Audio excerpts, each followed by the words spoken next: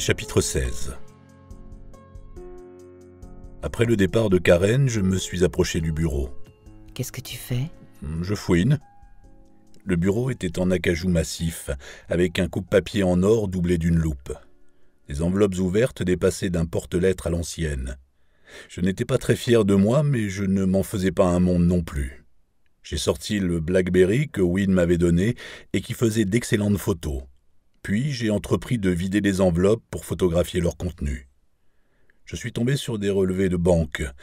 Je n'avais pas le temps de tout examiner, mais ce qu'il me fallait, surtout, c'était les numéros de compte et de carte bancaire. Il y avait des factures de téléphone, intéressant, et des factures de gaz et d'électricité, sans intérêt. J'ai ouvert les tiroirs et commencé à fourrager dedans. Qu'est-ce que tu cherches? Une enveloppe avec l'inscription « La clé de l'énigme ». J'espérais un miracle, évidemment. Quelque chose à propos de Myriam, des photos peut-être. À défaut, j'avais les factures, les cartes de crédit, les numéros de téléphone. On devrait pouvoir en tirer des informations. J'aurais voulu trouver un agenda planning, mais il n'y en avait pas. J'ai découvert des photos, en revanche, de Rick et Karen avec leur fils Matthew. C'est Rick? Thérèse a hoché la tête. Je ne savais pas trop que penser de lui. Il avait un nez proéminent, un regard bleu glacier et des cheveux blonds sales à mi-chemin entre ondulés et mal coiffés. C'est ça un homme. Quand il voit un ex, il ne peut pas s'empêcher de le jauger. Pris la main dans le sac, j'ai rangé les photos et poursuivi mes recherches. Il n'y avait pas d'autres photos. Pas de fille blonde qui l'aurait cachée pendant des années. Aucune vieille photo de Thérèse. Me retournant, j'ai aperçu un ordinateur portable sur la console assortie. Combien de temps il nous reste, à ton avis? Je surveille la porte. J'ai allumé le MacBook. Il a démarré en quelques secondes. J'ai cliqué sur l'icône e-call en bas de l'écran. Son agenda s'est affiché. Rien au cours du mois écoulé. À droite, il n'y avait qu'une seule note dans la rubrique Affaires. Elle disait « Opal, HHK 4714 ». Je ne voyais absolument pas ce que cela voulait dire, mais c'était classé très urgent. Qu'y a-t-il? J'ai lu l'inscription à voix haute, mais Thérèse ne voyait pas non plus. Le temps jouait contre nous. J'ai hésité à envoyer un mail à Esperanza, car cela risquait de laisser des traces. Oui. Bon, et après? Win, bien sûr, avait plusieurs adresses mail anonymes. J'ai copié le contenu de l'organiseur et du carnet d'adresses pour les lui expédier. Ensuite, je suis allé dans « Messages envoyés » et les ai supprimés pour effacer toute trace d'effraction. Malin, non? Fouiller dans les affaires d'un homme qui venait de se faire assassiner pendant que sa veuve et son fils recevaient les condoléances de leurs proches dans la pièce voisine, j'étais un vrai héros. Peut-être qu'en sortant, je devrais mettre un coup de pompe à cette bonne vieille casée. Qui est ce Mario dont vous avez parlé toutes les deux? Mario Contuzzi. C'est l'assistant réalisateur et le meilleur ami de Rick. Ils étaient inséparables. J'ai cherché son nom dans le carnet d'adresse. Bingo. J'ai rentré le numéro de son domicile et son numéro de portable dans mon répertoire. On est malin ou on ne l'est pas. Sais-tu où se trouve Wilsham Street? C'est à 2 pas d'ici. Mario habite toujours à cette adresse? J'ai hoché la tête et composé le numéro de son domicile. Un homme à l'accent américain a répondu « Allô ?» J'ai raccroché. Il est chez lui. J'espère que les détectives amateurs ne manqueront pas de prendre des notes. On devrait y aller. J'ai rapidement ouvert iPhoto. Il y avait plein de photos, mais rien d'intéressant. Je ne pouvais pas les transférer toutes, cela aurait pris trop de temps. C'étaient des photos banales à pleurer. Karen, radieuse, à côté de son homme. Rick aussi avait l'air heureux. Tous deux rayonnaient avec leur fils dans les bras. Ce logiciel iPhoto permet, en pointant le curseur sur événements, de faire défiler les images sous forme de diaporama. J'ai visionné ainsi Matthew est né, le premier anniversaire et plusieurs autres. Les images d'un bonheur ordinaire. Je me suis arrêté sur une photo récente dans Finale de foot de papa. Rick et Matthew arboraient tous deux les couleurs de Manchester United. Souriant, Rick serrait son fils contre sa cuisse. Il dégoulinait de sueur, on le sentait hors d'haleine et jubilant. Blotti contre son père, Matthew, déguisé en gardien de but, gants énormes et œil charbonneux, s'efforçait de prendre un air sérieux. Désormais, ce gamin grandirait sans le sourire de son père. J'ai songé à Jérémie, un autre garçon qui avait grandi sans son père, ainsi qu'à mon propre père, que j'adorais et dont je ne pouvais me passer. Et là-dessus, j'ai refermé le fichier. Nous nous sommes faufilés jusqu'à la porte d'entrée sans dire au revoir. Me retournant, j'ai aperçu le petit Matthew recroquevillé dans un fauteuil. Il portait un costume sombre. À 4 ans, on n'a pas à revêtir un costume sombre. À 4 ans, on parade en panoplie de gardien de but aux côtés de son papa.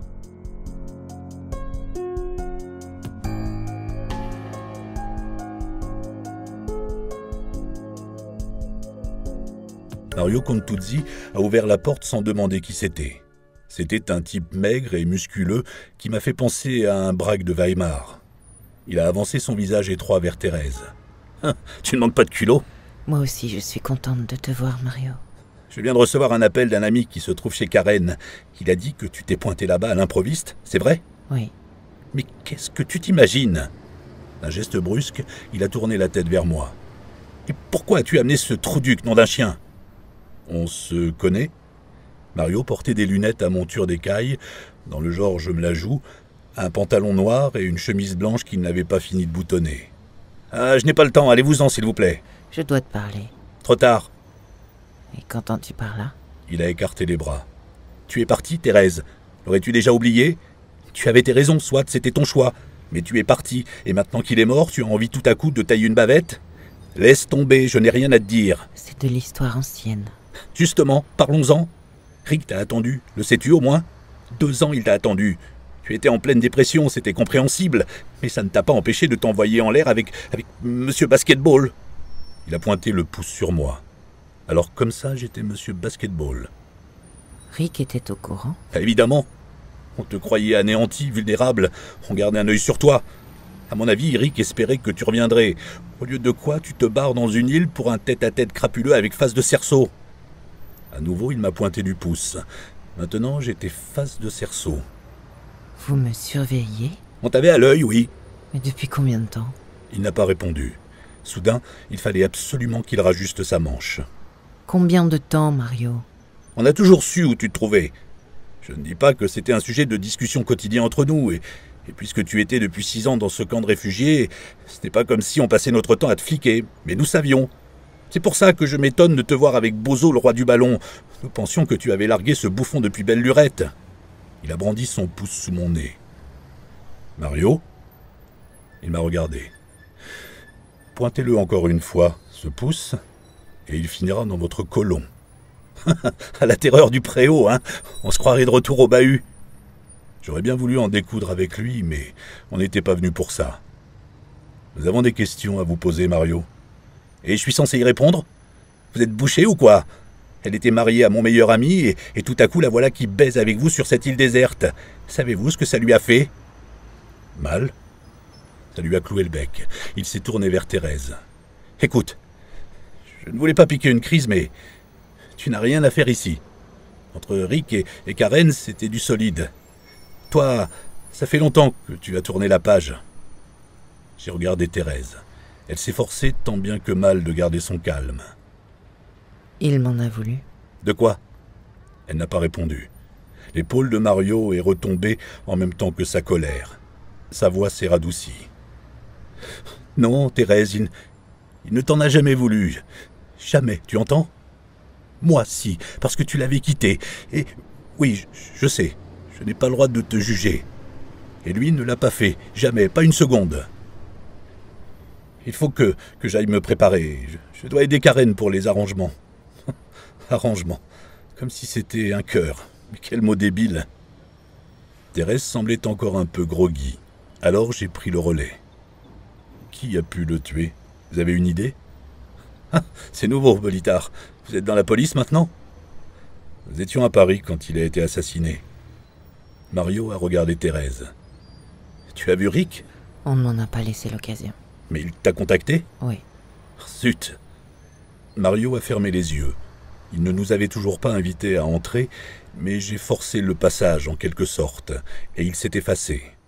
Je m'attendais, je ne sais pas pourquoi, à trouver une turne de célibataires. Or, il y avait des jouets par terre et un parc pour bébés pliable dans un coin. Des biberons vides s'alignaient sur le comptoir de la cuisine américaine. « J'ai épousé Ginny ?» a-t-il dit à Thérèse. « Tu vois qui c'est ?» Oui, bien sûr. Je suis très heureuse pour toi, Mario. Il a marqué une pause pour se calmer, reprendre ses esprits. « On a 3 gosses. On n'arrête pas de dire qu'on va acheter plus grand, mais on est bien ici.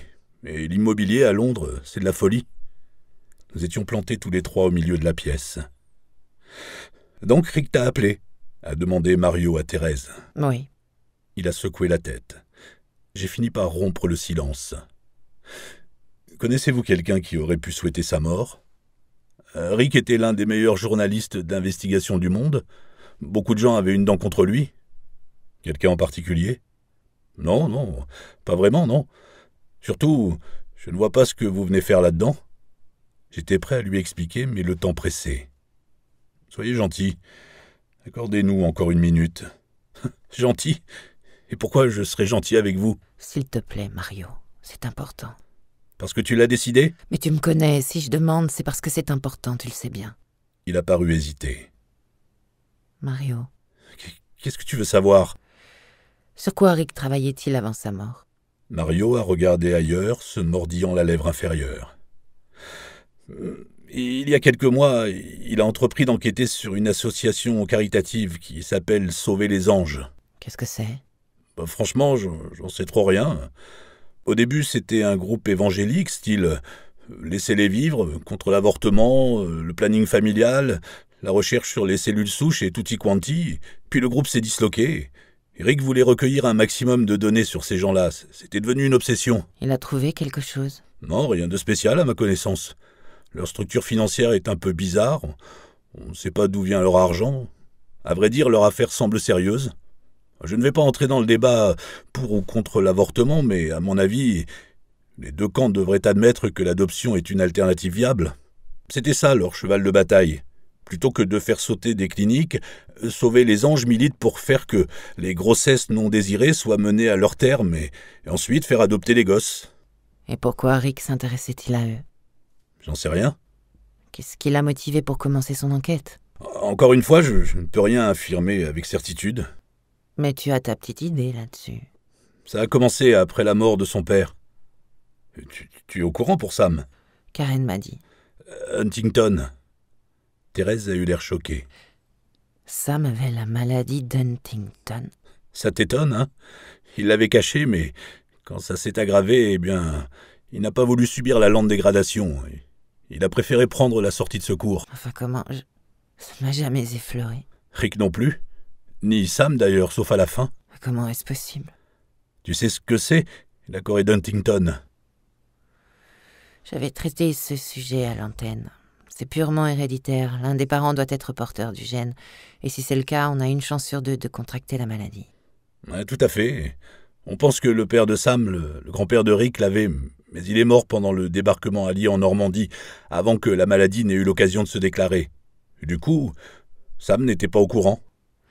Rick s'est-il fait examiner ? Je ne sais pas, il n'a pas tout dit non plus à Karen, juste que son père était atteint d'une maladie incurable. Mais il est resté un bon moment aux États-Unis.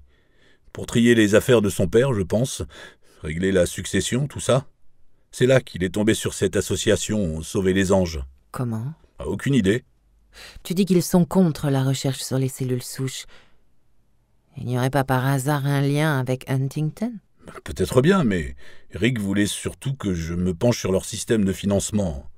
Suivez l'argent, la vieille devise, quoi. Il lui fallait un maximum d'infos sur l'association, sur ses dirigeants, jusqu'au jour où il m'a dit de lâcher l'affaire. Il a abandonné l'enquête ? Non. Il voulait que j'arrête moi, pas lui. Moi tout seul. Et tu sais pourquoi ? Non, pas vraiment. Il est venu récupérer tous mes dossiers et il a dit un truc bizarre. Le regard de Mario est allé de Thérèse à moi.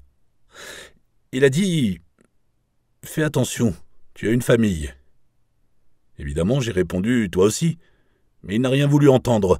J'ai bien vu qu'il était extrêmement perturbé. Tu le connais, Thérèse, il n'avait peur de rien. C'est ce que j'ai senti au téléphone.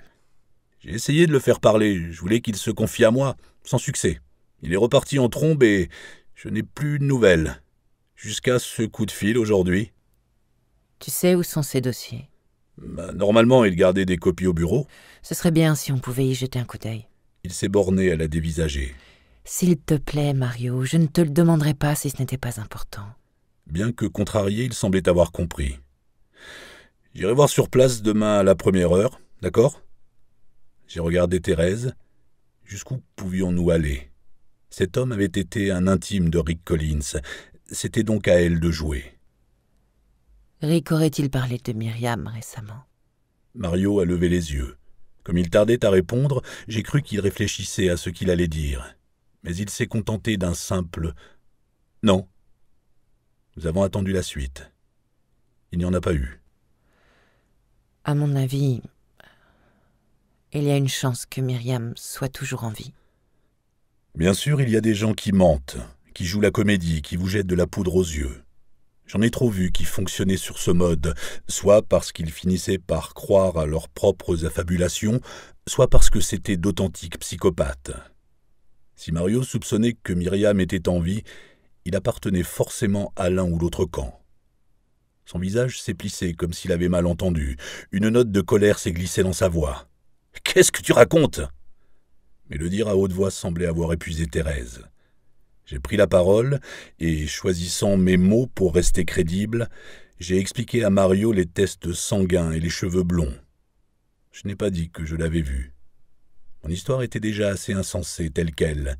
Le mieux était de la présenter sous un angle scientifique, les analyses ADN, plutôt que d'invoquer mon intuition fondée sur sa façon de marcher ou sur l'image granuleuse de la vidéosurveillance.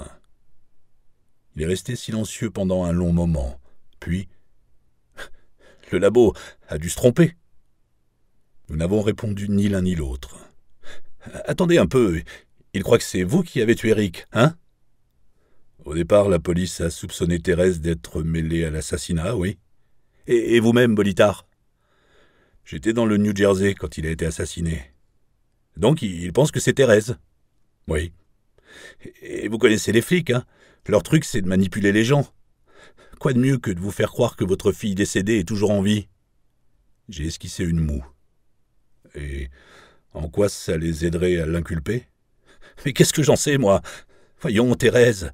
D'accord, c'est ton vœu le plus cher, c'est aussi le mien, pardi, mais comment serait-ce possible? Une fois qu'on a éliminé l'impossible, ce qui reste, aussi improbable que cela soit, doit être la vérité. Sera Arthur Conan Doyle, hein? Eh oui. Vous êtes prêt à aller jusque-là, Bolitar? Je suis prêt à aller aussi loin qu'il le faudra. Chapitre 17. Nous avions fait 100 mètres quand Thérèse a dit « J'ai besoin d'aller sur la tombe de Myriam. » Nous avons trouvé un autre taxi. Le trajet s'est déroulé en silence. Arrivés à l'enceinte du cimetière, nous sommes descendus devant le portail. Il y a toujours un mur d'enceinte et un portail dans un cimetière. Pour garder quoi? Tu veux que j'attende dehors? Oui. Je suis donc resté à l'entrée, comme si je craignais de fouler la terre consacrée, ce qui était probablement le cas. Je gardais un œil sur Thérèse pour des raisons de sécurité, mais lorsqu'elle s'est agenouillée, j'ai pivoté sur moi-même et me suis éloigné. Je songeais à ce qui devait se passer dans sa tête, aux images qui défilaient devant ses yeux, ce qui n'était pas une bonne idée. Du coup, j'ai appelé Esperanza à New York. Elle a répondu au bout de 6 sonneries. Et le décalage horaire, Boulet? J'ai regardé ma montre. Il était 5 heures du matin à New York. Oups. Bon, qu'est-ce qu'il y a?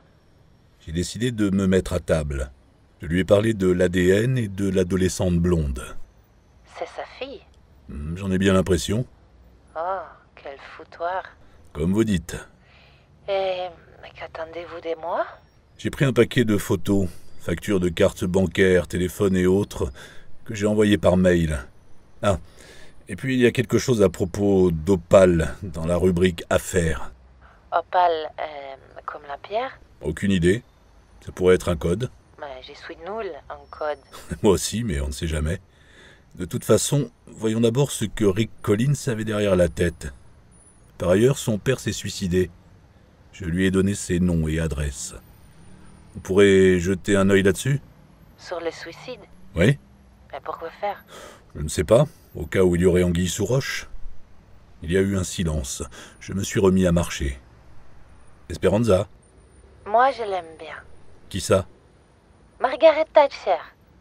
Mais de qui parle-t-on? De Thérèse Banane. Et vous me connaissez, hein? Je déteste toutes vos copines. Oh, vous aimez bien Ali. Pas exact. C'est quelqu'un de bien.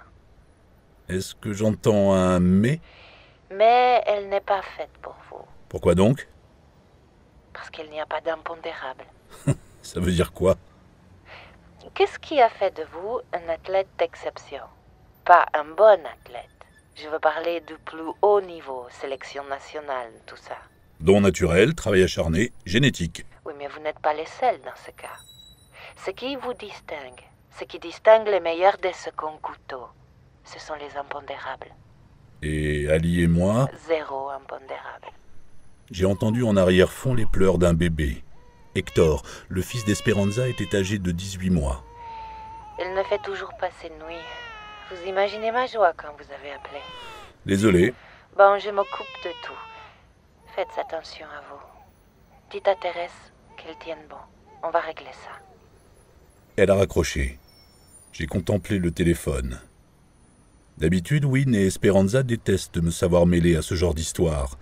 Et là, tout à coup, ils ne trouvaient rien à y redire. Bizarre. Sur le trottoir d'en face, un homme avec des lunettes de soleil, des converses noires et un t-shirt vert marchait d'un pas nonchalant. Mes antennes se sont dressées. Il était brun, les cheveux en brosse et basanés, genre latino, arabe, grec, voire italien. Il a tourné au coin. J'ai attendu de voir s'il allait reparaître et s'il n'y avait pas quelqu'un d'autre dans les parages. Il y avait bien des passants, mais aucun n'a mis mes sens en alerte. Lorsqu'elle m'a rejoint, Thérèse avait les yeux secs. On attrape un taxi. Tu connais le quartier? Oui. Il y a une station de métro pas loin? Elle a hoché la tête. Nous nous sommes mis en chemin. Elle ouvrait la marche. Je sais bien que c'est la question la plus idiote depuis l'aube de l'humanité, mais est-ce que ça va? Tu crois au surnaturel? Genre? Esprit, fantôme, pouvoir extrasensoriel, enfin tout ça. Non. Pourquoi? Tu y crois, toi? Elle n'a pas répondu directement. C'est la deuxième fois seulement que je me rends sur la tombe de Myriam. J'ai inséré ma carte de crédit dans le distributeur de tickets, lui laissant le soin d'appuyer sur les bonnes touches. J'ai horreur de cet endroit. Pas parce qu'il me déprime, mais parce que je ne ressens rien. On se dit que toute cette douleur, toutes les larmes qu'on a pu verser ici... Jamais tu n'as pris le temps d'y réfléchir dans un cimetière? Combien de gens ont pleuré? Combien de gens ont dit adieu à un être cher? On se dit que toute cette souffrance humaine se condense en microparticules pour former comme une sorte de vibration négative. Un fourmillement dans les os, peut-être, un picotement glacé sur la nuque. Mais tu n'as jamais ressenti? Jamais. L'idée même d'enterrer les morts et de marquer l'emplacement d'une pierre, je trouve que c'est du gâchis. La survivance d'une vieille superstition. Pourtant, tu as voulu y retourner? Mais pas pour me recueillir. Pourquoi alors?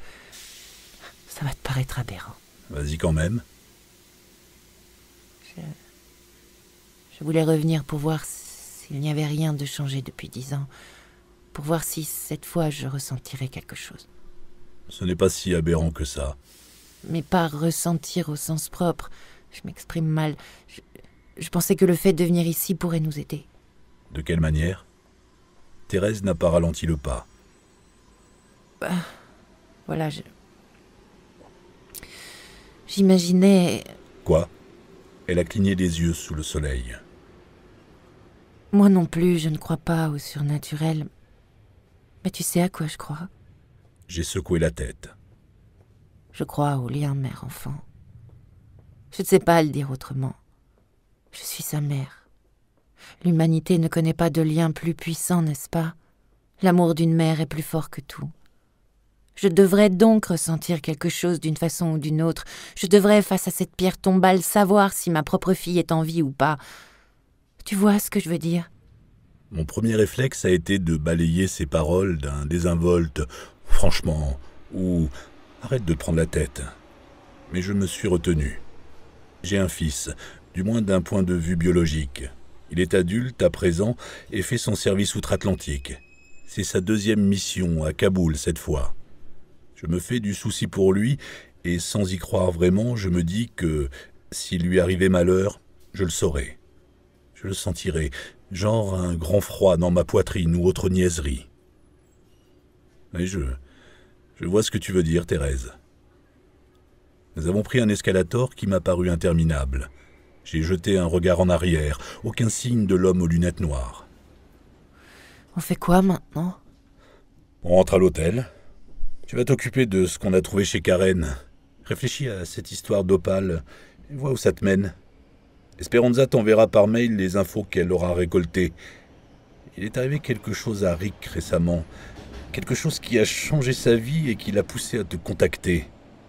Le mieux à faire pour l'instant, c'est de découvrir qui l'a tué, pourquoi et sur quoi il travaillait ces temps-ci. Plonge-toi dans ces fichiers. Il y a peut-être un truc qui va te sauter aux yeux.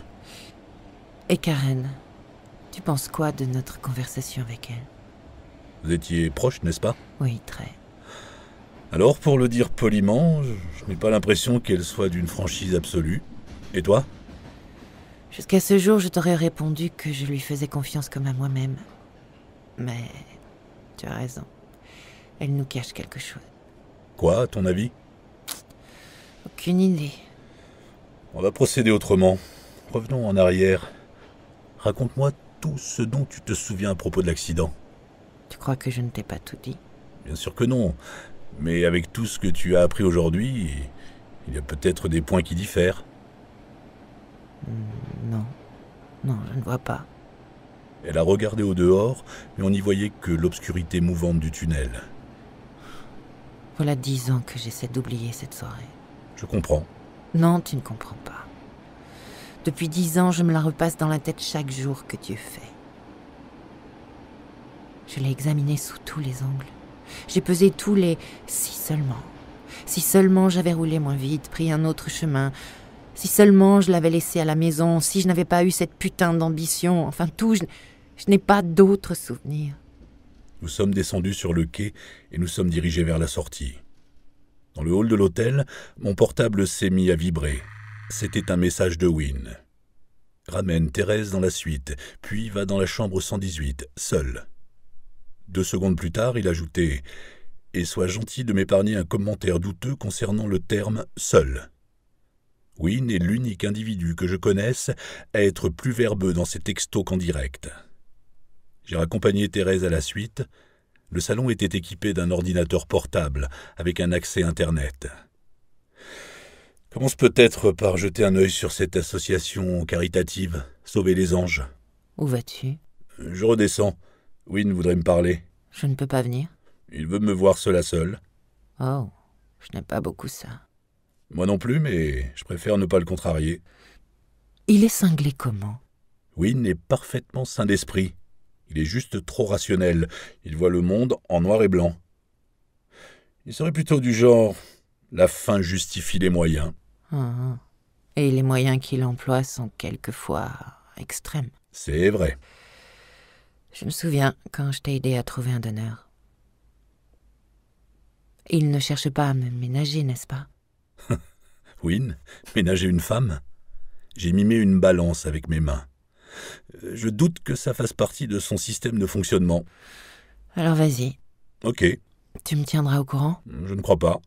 Si Wynne souhaite te garder en dehors de ça, c'est qu'il y a une raison. Là-dessus, tu dois lui faire confiance. Elle a hoché la tête. Bon, je vais faire un brin de toilette, puis j'attaque les recherches sur Internet. Ça marche. Elle s'est dirigée vers sa chambre. J'ai posé la main sur la poignée de la porte. Myron? J'ai pivoté vers elle. Elle me faisait face, belle, forte et vulnérable, comme si elle se préparait à recevoir un coup. Et j'ai eu envie de me précipiter à sa rescousse. Quoi? Je t'aime. Comme ça, de but en blanc. face à moi, belle, forte et vulnérable. Mon cœur a jailli hors de ma poitrine. Pétrifié, je me suis momentanément trouvé privé de l'usage de la parole. Je sais que le moment est très mal choisi et je ne veux pas que ça vienne parasiter notre enquête, mais d'une façon ou d'une autre, que Myriam soit en vie ou que tout cela soit une terrible mascarade, sache-le, je t'aime. Et quand ce sera terminé, quelle que soit l'issue, par-dessus tout, je désire nous donner une chance à toi et moi. J'ai ouvert la bouche, l'ai refermée, puis... Je suis plus ou moins pris. Je sais. Le moment est doublement mal choisi. Mais ça ne fait rien. Si tu l'aimes, on n'en parlera plus. Sinon, je serai là. Sans attendre de réponse, Thérèse a poussé la porte et disparu dans la chambre. Chapitre 18. J'ai titubé vers les ascenseurs. Comment c'était cette chanson de Snow Patrol d'il y a 2 ou 3 ans? Ces 3 mots qui disent beaucoup, qui ne suffisent pas. Foutaise, ça suffisait. J'ai songé à Ali, là-bas en Arizona. J'ai songé à Thérèse, m'avouant à l'instant qu'elle m'aimait. Elle avait probablement raison, ce n'était pas le moment. Mais c'était là, et ça me rongeait. Les stores étaient baissés dans la chambre 118. J'ai tendu la main vers l'interrupteur avant de me raviser. Assis dans un fauteuil moelleux, Wynne faisait teinter des glaçons dans un verre. L'alcool ne semblait avoir aucun effet sur lui, mais tout de même, il était bigrement tôt pour boire. J'ai pris place en face de lui. Nous étions amis depuis très longtemps. Je me souviens d'avoir vu sa photo dans le trombinoscope des premières années, le jour même de mon arrivée à Duke. La légende le présentait comme étant Windsor Horn Lockwood III, en provenance d'une quelconque école privée ultra-huppée de Philadelphie. Il arborait une chevelure impeccable et un air hautain. Mon père et moi venions de monter tout mon barda au 4e étage de la résidence. C'était mon père tout craché. Il m'avait conduit jusqu'en Caroline du Nord sans rouspéter. Il avait insisté pour porter mes bagages les plus lourds, et nous avions fait une pause pour souffler. En feuilletant le trombinoscope, je lui avais montré la photo de Wynne. « Regarde-le, celui-là, papa. Je parie que je n'aurai jamais l'occasion de le croiser en 4 ans. » Je me trompais, bien sûr. Longtemps, j'avais cru Wynne indestructible. Il avait tué plus d'un homme, mais jamais sans raison valable, aussi monstrueux que cela puisse sembler. Néanmoins, l'âge est passé par là. Ce qui paraît pointu et excentrique à 20 ou 30 ans devient pathétique à 40. « On aura du mal à obtenir le permis d'exhumer, » a annoncé Wynne, « en l'absence de motif légitime. » Et le test ADN ? Les autorités françaises refusent de communiquer les résultats. J'ai aussi tenté l'approche la plus directe, le dessous de table. Aucun preneur ? Pas encore. Ça viendra, mais il va falloir du temps, et le temps, c'est ce qui nous manque. J'ai réfléchi quelques secondes avant de demander « Tu as une idée ?»« Oui. » »« Je t'écoute. » « On achète des fossoyeurs, on fait ça nous-mêmes cette nuit, ni vu ni connu. On n'a besoin que d'un tout petit échantillon, on l'expédie dans notre labo, on compare l'ADN avec celui de Thérèse et... Il a levé son verre. Le tour est joué. C'est glauque, Wynne. Et efficace. Tu crois que c'est nécessaire ? C'est-à-dire ? Nous connaissons déjà le résultat. Explique-moi. J'ai entendu la voix de Berléand. Il a beau dire prématuré et peu probant, nous pensons tous les deux la même chose. J'ai vu cette fille sur la vidéo. Ok, de loin, et pas son visage, mais elle marchait comme sa mère, si tu vois ce que je veux dire.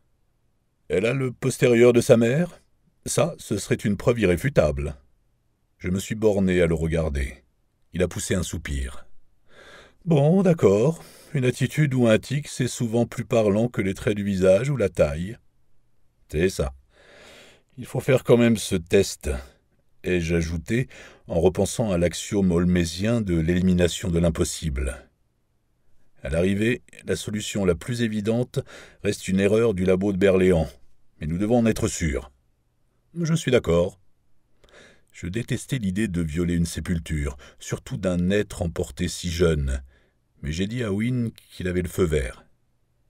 C'est pour ça que... Tu voulais me voir seul? Non. Wynne a bu une grande gorgée, s'est levé pour remplir son verre. Il n'a pas pris la peine de m'en proposer. Malgré mon mètre 90 et mes presque 110 kilos, je tiens l'alcool à peu près aussi bien qu'une gamine de 16 ans le soir de sa première teuf. Myron, tu as vu la vidéo de la fille blonde à l'aéroport? Oui. Elle était avec l'homme qui t'a agressé, l'homme de la photo? Tu le sais bien. En effet. Alors, où est le problème? Wynne a pressé une touche de son téléphone mobile et l'a porté à son oreille. Voulez-vous venir, s'il vous plaît? La porte qui reliait le 118 à la chambre voisine s'est ouverte. J'ai vu apparaître une grande femme en tailleur pantalon bleu marine, avec une chevelure aile de corbeau et des épaules de docker. Elle a scié et, mettant la main devant ses yeux... Pourquoi fait-il si sombre ici? Elle avait l'accent anglais. Connaissant Wynne, j'ai pensé que cette femme était une... Bref, une Moa, si vous préférez. En fait, pas du tout. Elle a traversé la pièce et s'est assise sur l'ottomane. Je te présente Lucy Probert.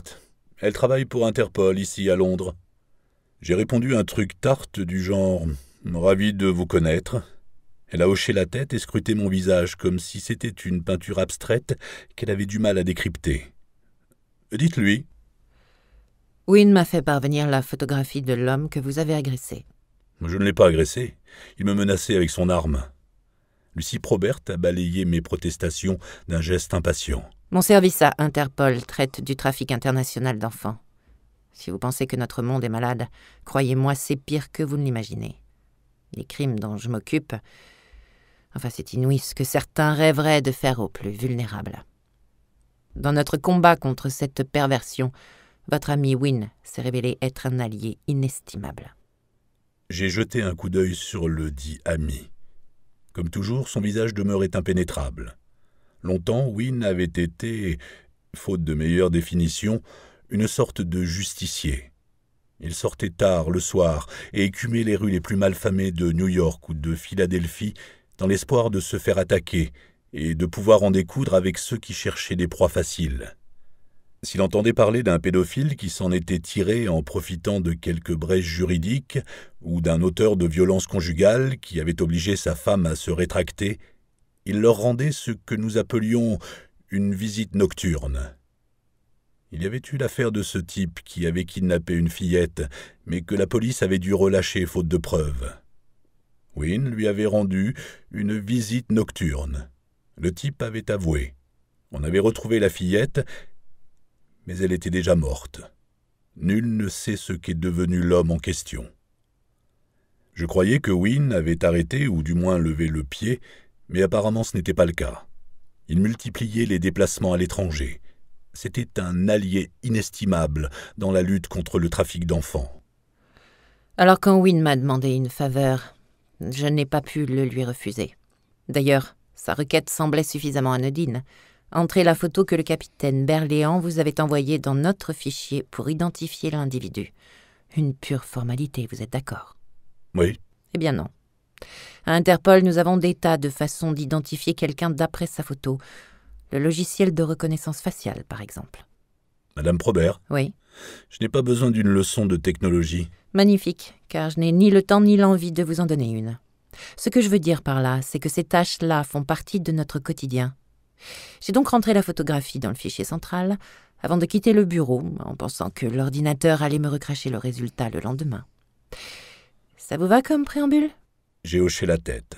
Je sentais que j'aurais tort d'interrompre cette dame. Elle semblait agitée, et ma remarque intempestive n'avait rien arrangé. En arrivant au bureau ce matin, je croyais avoir une identité à vous communiquer. Au lieu de quoi, pour parler poliment, je me suis retrouvée plongée jusqu'au cou dans une fausse d'aisance. Quelqu'un avait fouillé dans mes affaires. Mon ordinateur avait été passé au peigne fin. Elle s'est tue et a entrepris de fourrager dans son sac. Ayant trouvé une cigarette, elle l'a glissée entre ses lèvres. Oh, vous les Américains, avec votre fichue croisade anti-tabac, le premier qui moufte... Aucun de nous deux n'a émis la moindre protestation. Elle a allumé sa clope et inhalé la fumée profondément. Bref, cette photo était soit classifiée, soit top secret. Choisissez le terme que vous voulez. Vous savez pourquoi? Pourquoi classifiée? Oui. Non. Non, je me situe plutôt au sommet de la chaîne alimentaire d'Interpol. Si elle m'est passée au-dessus de la tête, c'est qu'il s'agit d'une info ultra sensible. Votre photo a déclenché la sonnette d'alarme jusque dans les plus hautes instances. J'ai été convoquée chez Mickey Walker, le grand patron de la branche londonienne. Mickey, qui ne m'avait pas accordé d'audience depuis 2 ans. Il m'a fait venir dans son bureau, m'a fait asseoir et m'a interrogé pour savoir où j'avais eu cette photo et pourquoi j'avais demandé une identification. Que lui avez-vous dit? Elle a regardé Wynne et j'ai deviné la réponse. Que j'avais reçu un tuyau provenant d'une source fiable, comme quoi l'homme de la photo pourrait être impliqué dans un trafic. Il vous a demandé le nom de la source? Évidemment. Et vous le lui avez donné? Moi, j'aurais insisté. Je n'avais pas le choix. Il l'aurait trouvé de toute façon. En examinant mes mails ou mes relevés téléphoniques, ils auraient fini par remonter jusqu'à lui. J'ai lancé un regard à Wynne. Toujours pas de réaction. Elle se trompait. Il n'aurait pas pu remonter jusqu'à lui. Mais je comprenais son point de vue. L'affaire était manifestement délicate. Refuser de coopérer équivalait à un suicide professionnel, voire pire. Wynne aurait eu raison d'insister pour qu'elle se défausse sur nous. Et maintenant, ils désirent me voir. Ils savent qui tu es. Pas encore. Mon avocat a fait savoir que je me présenterai dans l'heure au rendez-vous. Ici, nous sommes descendus sous un nom d'emprunt, mais en cherchant bien, ils nous auraient retrouvés. Lucie a consulté sa montre. Il faut que j'y aille. J'ai repensé à l'homme aux lunettes noires qui avait fait dresser mes antennes. Serait-il possible que quelqu'un de chez vous m'ait pris en filature? Ça m'étonnerait. Il y a de lourds soupçons qui pèsent sur vous. Comment savez-vous que vous n'avez pas été suivi jusqu'ici? Elle a regardé Wynne. Il est obtus ou tout bêtement macho? Wynne a paru réfléchir. Plutôt macho, je dirais. Je suis agente d'Interpol, monsieur Bolitar. J'ai pris mes précautions. Mais pas suffisamment pour ne pas se faire choper. Cette réflexion, je l'ai gardée pour moi. J'étais injuste. Elle ne pouvait pas savoir qu'en rentrant la photo dans leur fichier, elle allait provoquer un cataclysme. Nous nous sommes tous levés. Elle m'a serré la main et a embrassé Wynne sur la joue. Après son départ, nous avons repris place dans les fauteuils. Que vas-tu raconter à Interpol, Wynne? Y a-t-il une raison de mentir? Non, pas que je sache. Je leur dirai donc la vérité, en gros. Un ami très cher, toi en l'occurrence, a été agressé par cet homme à Paris. Je voulais savoir qui c'était. Nous couvrirons Lucie en disant que je lui ai menti en le faisant passer pour un trafiquant d'enfants. Ce qui, somme toute, pourrait être vrai, non? En plus. Ça ne t'ennuie pas si j'en parle à Thérèse? Du moment que tu ne prononces pas le nom de Lucie. J'ai hoché la tête. Il faut qu'on arrive à identifier ce type. J'ai raccompagné Wynne jusque dans le hall fastueux du Claridge. Il y manquait juste le quatuor à cordes dans le foyer. L'intérieur de l'hôtel faisait très haute société british, autrement dit un mélange art déco et vieille Angleterre, avec ce qu'il faut de décontraction pour accueillir le touriste en jean. Et en même temps, assez de classe pour trouver à certains sièges et peut-être aux moulures du plafond un air indéniablement hautain. Moi, j'aimais bien. Wynne est parti et j'ai rebroussé chemin, quand une chose m'a arrêté net. Une paire de Converse noires. Arrivé devant les ascenseurs, j'ai marqué une pause et tapoté mes poches avant de me retourner, la mine perplexe, comme si j'avais égaré quelque chose. Myron Bolitar de l'Actors Studio. J'en ai profité pour jeter subrepticement un œil sur l'homme aux Converse noires. Pas de lunettes de soleil cette fois. Un coupe-vent bleu, une casquette de baseball qui ne faisait pas partie de sa panoplie tout à l'heure. Mais je l'ai reconnu, c'était mon homme, et il était balèze. Les gens retiennent peu de détails. Un gars aux cheveux en brosse avec des lunettes noires. Il suffit d'enfiler une casquette et un coupe-vent par-dessus le t-shirt, et personne ne vous remarquera, à moins d'être regardé de très près. J'avais failli le rater, mais là, plus aucun doute n'était permis. J'étais suivi. L'homme du cimetière était de retour. Il y avait plusieurs manières possibles de faire face, mais je n'étais pas d'humeur à jouer à cache-cache. Je me suis engagé dans les 3 couloirs qui menaient aux salles de conférence. Comme on était dimanche, elles étaient désertes. J'ai croisé les bras et, m'adossant au vestiaire, attendu qu'il se manifeste. Quand il a apparu, 5 minutes plus tard, je l'ai empoigné par le col et l'ai traîné dans le vestiaire. « Pourquoi me suivez-vous » Il m'a regardé, décontenancé. Serait-ce mon menton volontaire, mes yeux bleus hypnotiques, mes fesses rebondies? Au fait, ce pantalon, vous ne trouvez pas qu'il me grossit? Dites-moi la vérité. L'homme m'a contemplé encore une seconde ou deux, puis il a fait comme moi. Il a attaqué sans crier gare. Pour commencer, il m'a envoyé un coup de paume au visage. Je l'ai bloqué. Pivotant sur lui-même, il a lancé le coude, rapidement, sans me laisser le temps d'anticiper. Le coup m'a atteint à la mâchoire. J'ai tourné la tête pour absorber le choc. N'empêche, j'ai entendu mes dents s'entrechoquer. Il continuait de frapper. Un coup de coude, un coup de pied latéral, un direct dans les côtes. Celui-là, j'allais le sentir passer. Si vous regardez la boxe à la télé, même occasionnellement, vous entendrez tous les commentateurs dire la même chose. Les coups de poing au corps, ça use. L'adversaire les ressentira dans les derniers rounds. C'est vrai.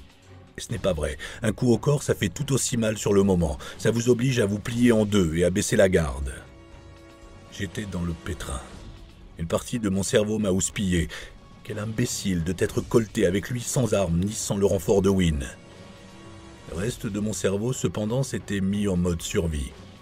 La plus banale des bagarres, dans un bar ou lors d'une manifestation sportive par exemple, fait monter en flèche votre taux d'adrénaline, car votre corps sait ce que votre esprit refuse peut-être d'admettre. Ceci est une question de survie. On peut très bien mourir d'un instant à l'autre. Me laissant tomber à terre, j'ai roulé sur le côté. Le vestiaire était exigu, et ce gars-là connaissait son affaire. Il ne m'a pas lâché, cherchant à me piétiner. Un coup de pied m'a touché à la tête. J'ai vu des étoiles comme dans un dessin animé. J'ai hésité à appeler à l'aide. Tout, pourvu qu'il arrête. J'ai roulé un chouïa plus loin, attentif à son timing. Dans l'attente du prochain coup de pied, je lui ai offert mon ventre. Ça n'a pas raté. Le temps qu'il plie le genou, j'ai roulé vers lui, courbé en deux, les mains en position. Je me suis pris son pied dans le service 3 pièces, mais j'étais paré. Agrippant sa cheville à 2 mains, j'ai roulé sur moi-même. Il avait le choix, se laisser choir fissa ou se faire exploser la malléole. Même en tombant, il s'est arrangé pour cogner, mais ses coups ne portaient plus. Nous étions tous deux à terre. J'avais mal, j'étais étourdi, mais j'avais 2 énormes avantages. Primo, j'avais toujours son pied entre les mains, même si je n'étais pas loin de lâcher prise. Secondo, à terre, le gabarit, ça compte. Je le dis sans aucune arrière-pensée. Je tenais sa jambe. Il a essayé de se dégager à coups de poing. Me rapprochant, j'ai enfoui la tête dans sa poitrine. Face à un adversaire qui frappe, la plupart des gens ne pensent qu'à reculer. Alors que c'est le contraire qu'il faut faire. Il faut se coller contre lui pour qu'il ne puisse pas porter ses coups. C'est ce que j'ai fait. Il a voulu me boxer les oreilles, mais pour cela, il avait besoin de ses 2 mains. Il a perdu l'équilibre. J'ai relevé la tête d'un mouvement brusque, l'atteignant au menton. Il a basculé en arrière, je me suis effondré sur lui. Vous avez peut-être entendu dire que la plupart des bagarres finissent à terre. C'est vrai si les 2 adversaires se valent. Dans le cas du coach Bobby, par exemple, où j'avais carrément le dessus, je pouvais parer les coups tout en conservant une certaine distance. Mais ce gars-là était fort, et c'est ainsi que nous avons tous les 2 fini à terre. Désormais, c'était une question de prise, de technique et de gabarit. J'avais pour moi 2 points sur 3, la prise et le gabarit. J'étais encore un peu groggy, mais le coup de tête avait porté ses fruits. Et je l'agrippais toujours par la cheville. Je l'ai tordu violemment, il a pivoté, et c'est là qu'il a commis l'erreur fatale. Il m'a tourné le dos. J'ai lâché prise et bondi sur lui, en roulant les jambes autour de sa taille et mon bras droit autour de son cou. Paniqué, il s'est mis à ruer. Il a baissé le menton pour essayer de bloquer mon coude. Je l'ai frappé à la nuque. Ça l'a affaibli juste ce qu'il fallait. Vite, je l'ai empoigné par le front et tiré en arrière. Il s'est débattu, mais je lui ai soulevé le menton pour insinuer mon coude dans l'ouverture et atteindre la gorge. J'étais en position pour la clé d'étranglement. Je le tenais à présent. Ce n'était plus qu'une question de temps. Soudain, j'ai entendu du bruit. Une voix qui criait dans une langue étrangère. J'ai hésité à desserrer mon emprise pour voir qui c'était, mais finalement, je n'ai pas bougé.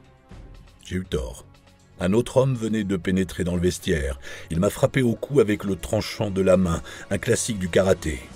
Hagard, comme lorsqu'on se prend un mauvais coup au petit juif, j'ai lâché prise. L'homme a crié de nouveau, dans la même langue.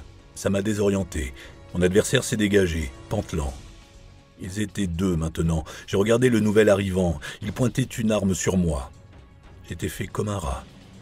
« Ne bougez pas !» m'a-t-il intimé avec un accent étranger. J'ai tenté de réfléchir à une échappatoire possible, mais j'étais trop dans les vapes. Le premier type s'est relevé, toujours hors d'haleine. Nous nous sommes regardés et j'ai lu une chose étrange dans ses yeux. Pas de la haine, non. Du respect plutôt. Je n'en sais trop rien. J'ai jeté un œil sur l'homme armé. « Ne bougez pas !» a-t-il répété. « Et n'essayez pas de nous suivre !» Après quoi, ils sont partis en courant. Chapitre 19. Je me suis traîné jusqu'aux ascenseurs.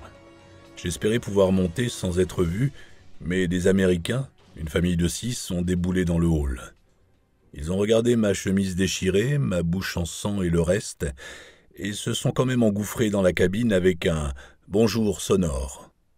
Pendant toute la montée, j'ai dû subir la grande sœur qui asticotait le frère, la mère qui les suppliait d'arrêter, le père qui faisait mine de ne rien voir et les deux derniers qui se pinçaient quand leurs parents avaient le dos tourné. Lorsque j'ai pénétré dans la suite, Thérèse s'est affolée, mais ça n'a pas duré. Elle m'a aidé à m'allonger et à appeler Wynne, lequel a téléphoné à un toubib. Ce dernier est venu rapidement et a affirmé qu'il n'y avait rien de cassé. J'allais m'en remettre. Mon crâne m'est lancé. Ce devait être la commotion.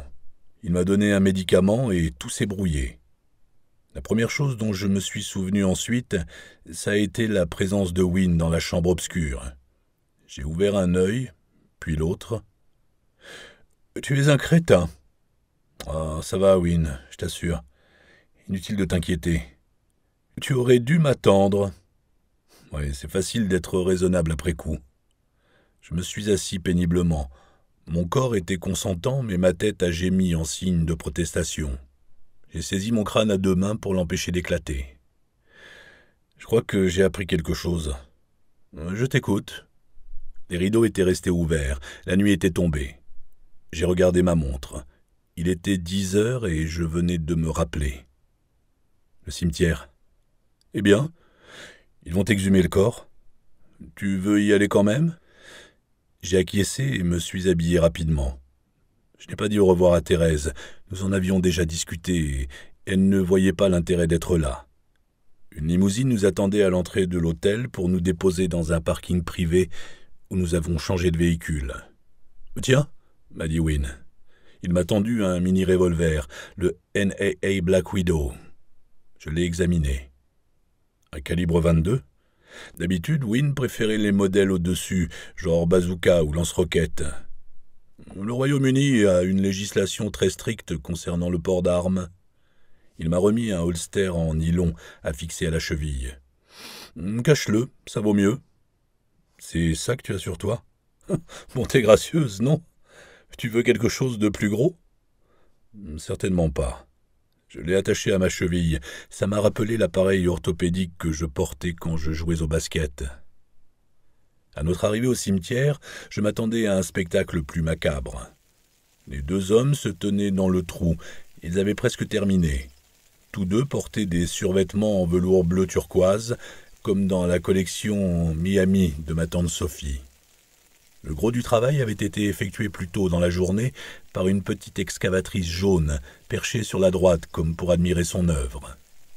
Les deux gentlemen en habits de velours n'avaient plus qu'à gratter la terre sur le dessus du cercueil avant de l'ouvrir et retirer quelques échantillons, prélevés sur un os ou autre, avant de le refermer et de combler le trou. Ok, là ça commençait à tourner au macabre. Une petite bruine tombait sur nous. Je me suis posté au bord de l'excavation. Wynne a fait de même. Il faisait noir, mais nos yeux s'étaient suffisamment adaptés à l'obscurité pour distinguer les ombres. Courbés, les deux hommes étaient maintenant à peine visibles. « Tu m'as dit que tu avais appris quelque chose ?» J'ai hoché la tête. Les gars qui me filaient le train, ils parlaient hébreu et connaissaient le Krav Maga. Le Krav Maga est un art martial israélien. Et Ils étaient forts. Tu vois où je veux en venir? Une bonne filature, un pro du combat qui t'a laissé la vie sauve, parlant l'hébreu, le Mossad. Cela explique tout le branle-bas. À nos pieds, un des hommes a laissé échapper un juron.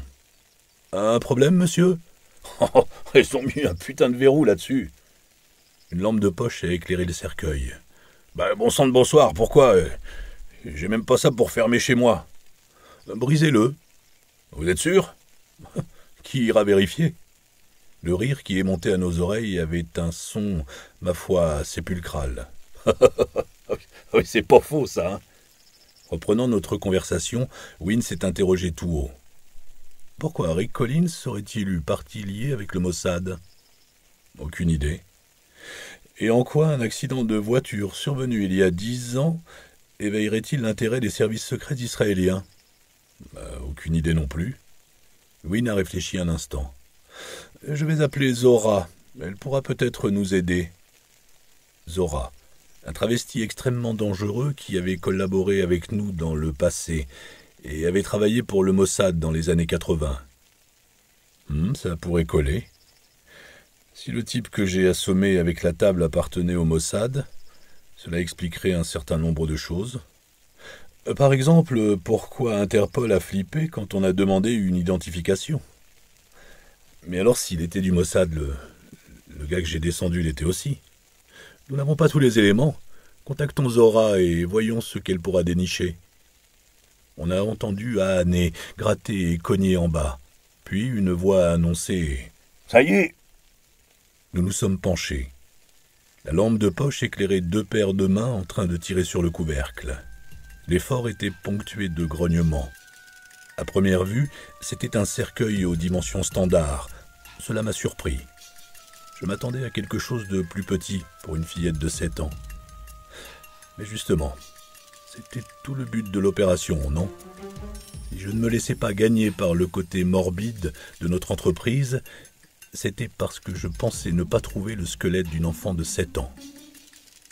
Comme je n'avais vraiment pas envie d'en voir davantage, je me suis écarté. J'étais là en simple observateur, pour m'assurer qu'ils allaient bien prélever un échantillon. Notre démarche était déjà assez folle, comme ça, nous ne pouvions nous permettre la moindre erreur. Si le test se révélait négatif, je ne voulais pas qu'on dise « Et comment saviez-vous que c'était la bonne sépulture ?» ou « Peut-être qu'ils ont dit qu'ils creusaient, mais qu'ils n'ont rien fait du tout. » Je tenais à éliminer le plus grand nombre possible de variables. « On a ouvert le cercueil !» a lancé l'un des fossoyeurs. J'ai vu Wynne se baisser. Une autre voix s'est élevée du trou dans un murmure. « Oh, d'où Jésus !» Puis plus rien. « Qu'est-ce que c'est ?»« Un squelette, » a dit Wynne, continuant à scruter le fond. « Petit, sans doute un enfant. » Plus personne ne bougeait. « Prenez un échantillon, messieurs. »« Quel genre d'échantillon ?»« Un os, un fragment de tissu, si vous en trouvez. Scellez-les dans ces sachets plastiques. » Un enfant était enterré ici. Franchement, je ne m'y attendais pas. J'ai regardé Wynne. Et si on s'était tous trompés? Il a haussé les épaules. L'ADN ne ment pas. Mais si ce n'est pas Myriam Collins, qui est-ce alors? Il y a d'autres possibilités. Lesquelles? J'ai chargé l'un de mes hommes de mener une enquête. À l'époque de l'accident, une gamine avait disparu à Brentwood. Tout le monde soupçonnait le père, mais le corps n'a jamais été retrouvé. J'ai repensé à ce qu'il m'avait dit plus tôt dans la journée. Tu as raison, il ne faut pas mettre la charrue avant les bœufs. Il n'a pas répondu. J'ai jeté un regard dans le trou. Un visage maculé de terre a surgi devant mes yeux. Une main m'a tendu un sac plastique. « Tenez, vieux, bonne chance et bon débarras, hein !» Sur ce, nous sommes repartis, Wynne et moi, avec l'os sec et friable d'un enfant que nous avions dérangé dans son paisible sommeil au cœur de la nuit. Chapitre 20. Il était 2 heures du matin quand nous sommes rentrés au Claridge. Wynne est parti aussitôt passer un moment avec Moa. J'ai pris une longue douche chaude. Quand j'ai inspecté le minibar, je n'ai pas pu m'empêcher de sourire. Il était rempli de You-Hoo au chocolat. Sacré Win. J'en ai vidé un, bien frais, et j'ai attendu le coup de fouet escompté. J'ai allumé la télé et zappé d'une chaîne à l'autre, puisque les hommes, les vrais, font tous ça. Les programmes américains dataient de la saison précédente. La porte de Thérèse était close, mais à mon avis, elle ne dormait pas. Assis tout seul dans mon coin, j'enchaînais les longues respirations. L'horloge affichait 2 heures du matin. 20 heures chez nous à New York, 17 heures à Scottsdale en Arizona. J'ai contemplé mon téléphone en songeant à Ali, Erin et Jack là-bas en Arizona. Je ne connais pas bien l'Arizona. C'est le désert, non? Qui a envie de vivre dans le désert? J'ai composé le numéro du portable d'Ali. Elle a répondu au bout de 3 sonneries, d'un ton circonspect. Allô? Salut, toi. Ah, ton numéro ne s'est pas affiché. J'ai un autre téléphone, mais le numéro est le même. Où es-tu? À Londres. Londres, en Angleterre? Eh oui. J'ai entendu du bruit et cru reconnaître la voix de Jack. Un instant, chérie, je suis au téléphone. Elle n'a pas précisé avec qui. En temps normal, elle l'aurait fait. Je n'avais pas compris que tu étais à l'étranger. J'ai eu un appel d'une amie qui a des ennuis. Ah, une amie? Oui. Eh ben, ça n'a pas été long. Je me suis retenu de répondre « Ce n'est pas ce que tu penses ». Je la connais depuis 10 ans, Ali. Tu vois, une visite impromptue à Londres pour revoir une vieille amie, hein? Nouveau silence. J'ai entendu Jack demander qui était au téléphone. Sa voix, venant du désert, a traversé le continent américain, puis l'océan Atlantique, pour me serrer le cœur. Bon, il faut que je te laisse, Myron. Tu voulais quelque chose? Bonne question. La réponse était probablement oui, mais le moment était mal choisi. Non, pas spécialement. Elle a raccroché sans un mot. J'ai regardé le téléphone qui pesait dans ma main et, soudain, attendez une minute. Ali avait rompu, non? Elle me l'avait clairement signifié il y a 48 heures.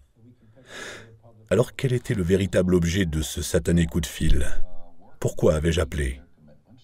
Parce que je n'aime pas laisser une affaire en plan? Pour ne pas me fourvoyer, même si je ne savais pas très bien ce que ça voulait dire? Les coups que j'avais reçus recommençaient à me faire mal. Je me suis levé, me suis étiré, en m'efforçant de détendre mes muscles.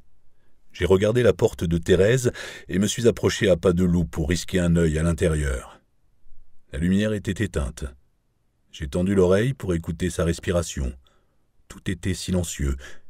J'ai voulu refermer la porte. S'il te plaît, ne t'en vas pas. Je me suis arrêté. Essaie de dormir. S'il te plaît. Dans les affaires de cœur, j'ai toujours marché sur des œufs. J'ai toujours fait ce qu'il fallait. Je n'ai jamais simulé. Exception faite de l'escapade insulaire d'il y a 10 ans, je m'inquiétais des sentiments, des conséquences et de ce qui allait advenir. Ne t'en vas pas. Et je suis resté. Quand nous nous sommes embrassés, il y a eu comme une explosion suivie d'une détente, d'un lâcher-prise tel que je n'en avais jamais connu auparavant. Comme quand on s'abandonne, immobile, que le cœur cogne dans la poitrine, le pouls s'affole, les genoux flageolent, les orteils se recroquevillent, les oreilles s'ouvrent, chaque parcelle du corps se relâche et clame sa reddition. Nous avons souri cette nuit-là, nous avons pleuré, j'ai embrassé la belle épaule nue. Et le matin, elle avait à nouveau disparu. Mais du lit seulement.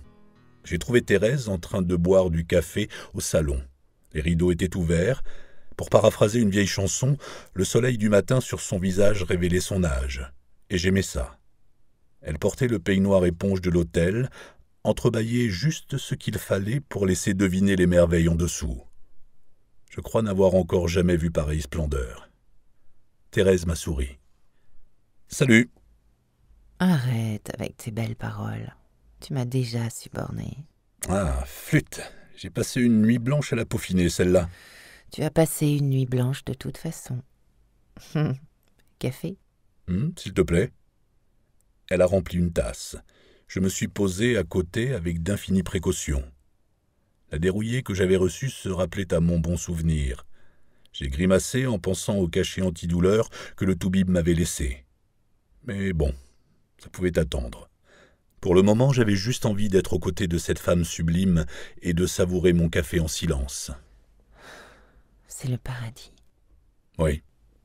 Dommage qu'on ne puisse pas rester ici pour toujours.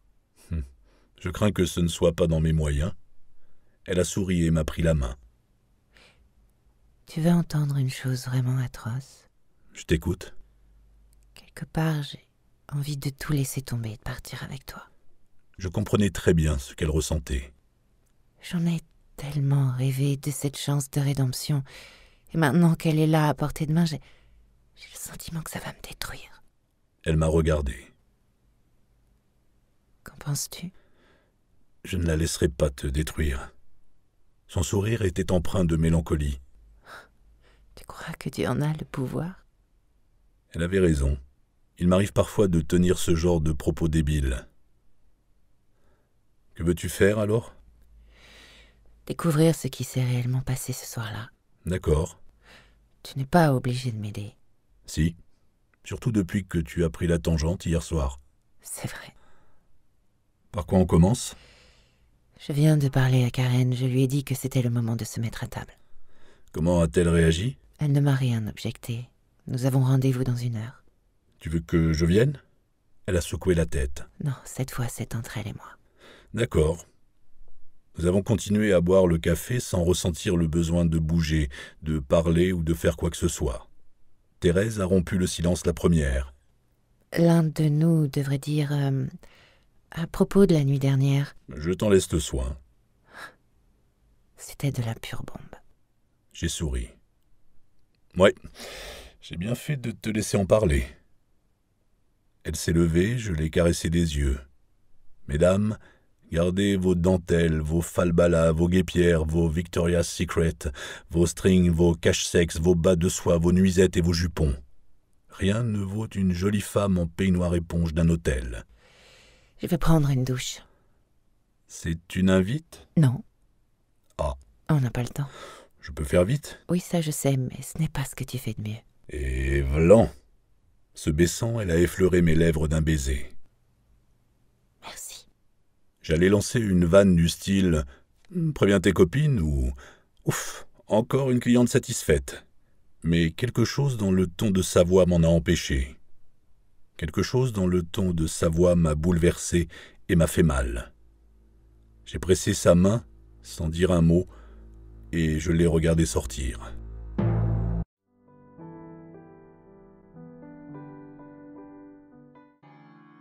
Chapitre 21. Wynne m'a regardé une fois et... Ça y est, tu as tiré ton coup. J'allais protester, mais à quoi bon? Ouais, je veux les détails. Oh, un gentleman ne trahit pas ses secrets d'alcôve. J'ai eu droit à sa mine atterrée. Oh, mais tu sais que j'adore les détails. Et toi, tu sais que je ne t'en donne jamais. Dans le temps, tu me laissais regarder. Quand tu sortais avec Émilie à la fac, tu me permettais de mater par la fenêtre. Oh, c'est toi qui te le permettais tout seul. Et quand je réparais le store, tu t'arrangeais pour le casser. Tu es un porc, tu le sais, n'est-ce pas? D'aucuns diraient que je prends tes affaires à cœur. Mais la plupart diraient que tu es un porc. Wynne a haussé les épaules. Je veux qu'on m'aime pour mes défauts. Alors, où en sommes-nous? On a tiré notre coup l'un et l'autre. À part ça, j'ai eu une idée. Je t'écoute. Il y a peut-être une explication plus simple à la présence du sang de la fillette morte sur la scène de crime. Cette œuvre caritative, Sauver les anges, tu m'as bien dit qu'il s'intéressait à la recherche sur les cellules souches, non? Oui, en quelque sorte. En fait, ils sont contre, semble-t-il. Si ça se trouve, Rick Collins a découvert qu'il avait la maladie de Huntington. Son père l'avait, en tout cas. Ok. Aujourd'hui, il arrive que les gens gardent le sang du cordon ombilical de leurs enfants. On le congèle ou un truc comme ça pour un usage futur. C'est plein de cellules souches. Et on part du principe qu'un jour, ces cellules souches pourraient sauver la vie de votre enfant, voire la vôtre. Peut-être que Rick Collins avait conservé celui de sa fille, mais en apprenant qu'il avait la maladie, il a décidé de l'utiliser. Mais les cellules souches ne peuvent pas guérir la maladie de Huntington. Pas encore. Donc, tu penses qu'il avait le cordon congelé sur lui quand il a été assassiné? Serait-ce plus absurde que l'hypothèse de Miriam Collins vivante depuis tout ce temps? Et les cheveux blonds? Il y a des tas de blonds dans ce monde. La jeune femme que tu as vue en était une parmi d'autres. J'y ai repensé un instant. Ça ne nous dit toujours pas qui a tué Rick Collins. Exact. Moi, je persiste à croire que tout a commencé il y a 10 ans, avec cet accident de voiture. Nous savons que Nigel Manderson a menti. En effet. Et Karen Tower nous cache quelque chose. Ce type, Mario... Eh bien, lui aussi, il cache quelque chose? Possible, ai-je répondu en réfléchissant. Je le vois ce matin pour examiner les fichiers professionnels de Rick. J'essaierai de le cuisiner encore une fois. En plus, nous avons les Israéliens, peut-être le Mossad qui te surveille. J'ai appelé Zora, elle va s'informer auprès de ses sources. Parfait. Et pour finir, ton altercation parisienne et cette photo d'identité qui a mis la hiérarchie d'Interpol sans dessus-dessous. Ça s'est bien passé ton rendez-vous avec Interpol? Ils ont posé leurs questions, j'ai raconté mon histoire. Il y a une chose qui m'échappe. Pourquoi ne m'ont-ils toujours pas coffré? Tu sais pourquoi? Ils me filent le train. Bonne réponse. Tu les vois? Voiture noire au coin, à droite. Le Mossad doit me suivre aussi. Tu es très recherché. C'est parce que je sais écouter. Les gens aiment bien qu'on les écoute. C'est ça, oui. Et puis, je mets de l'ambiance dans les soirées. Et tu danses comme un dieu. Que fait-on pour les filoches? J'aimerais bien les semer pour la journée. No problemo, mon ami.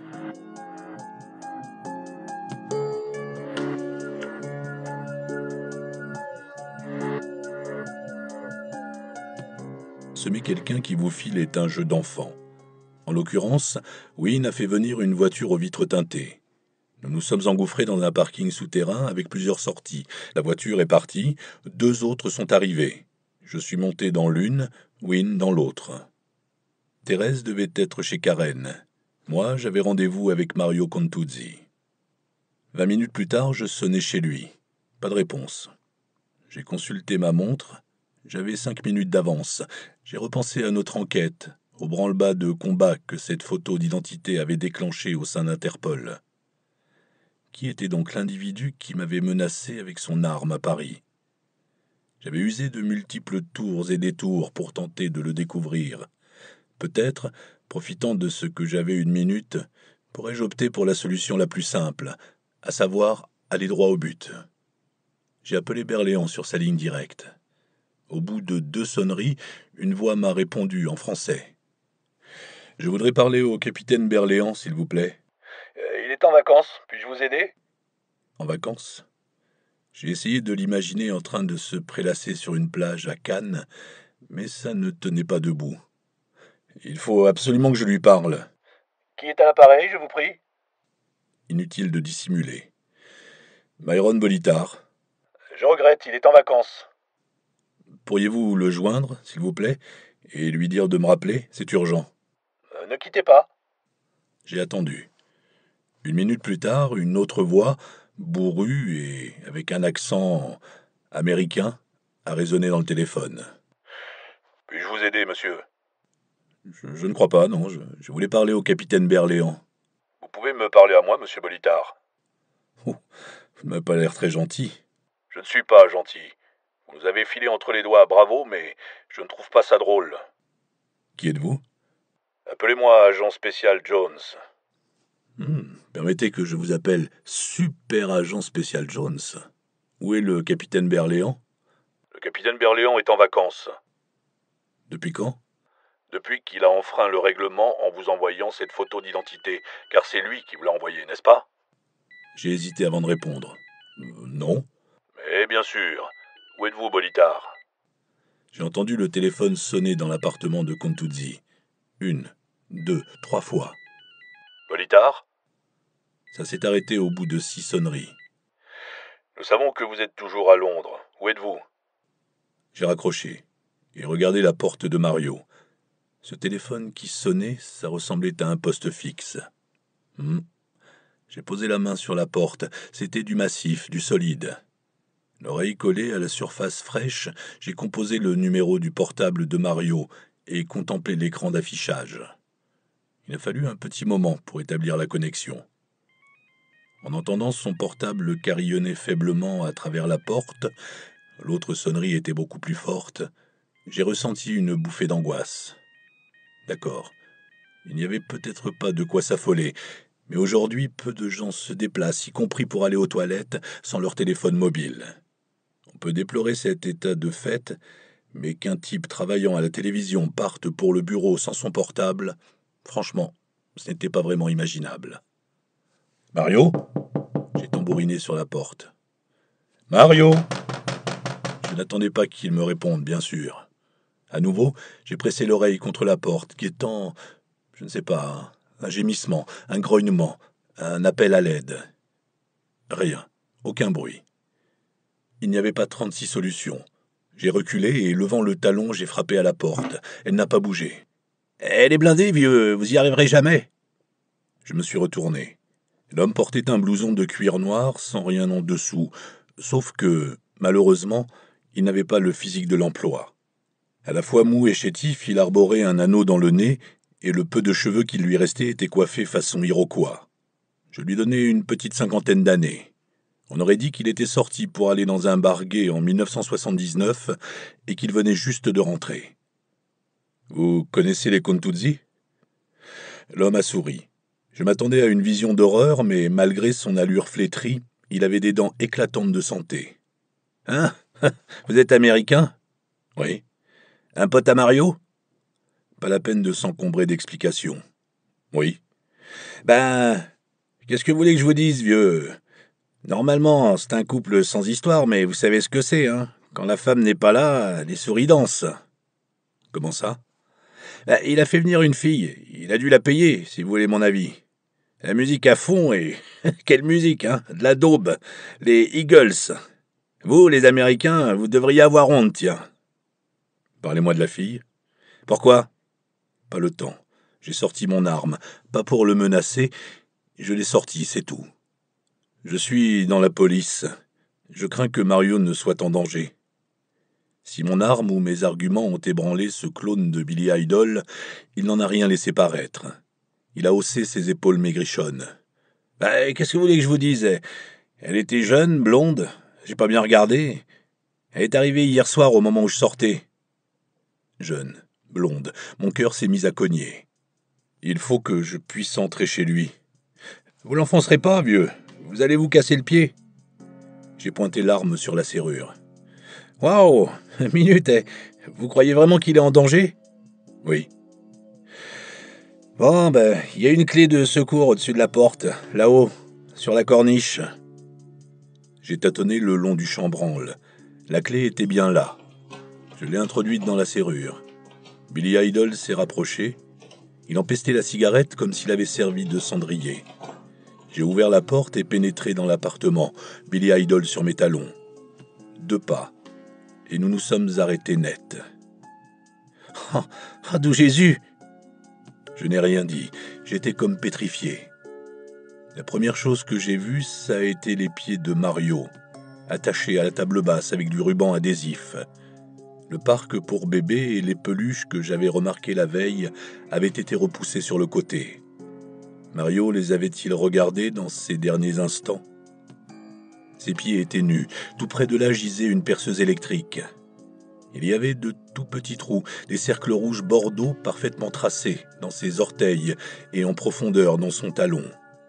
Des trous pratiqués à la perceuse. Recouvrant l'usage de mes jambes, j'ai réussi à m'approcher.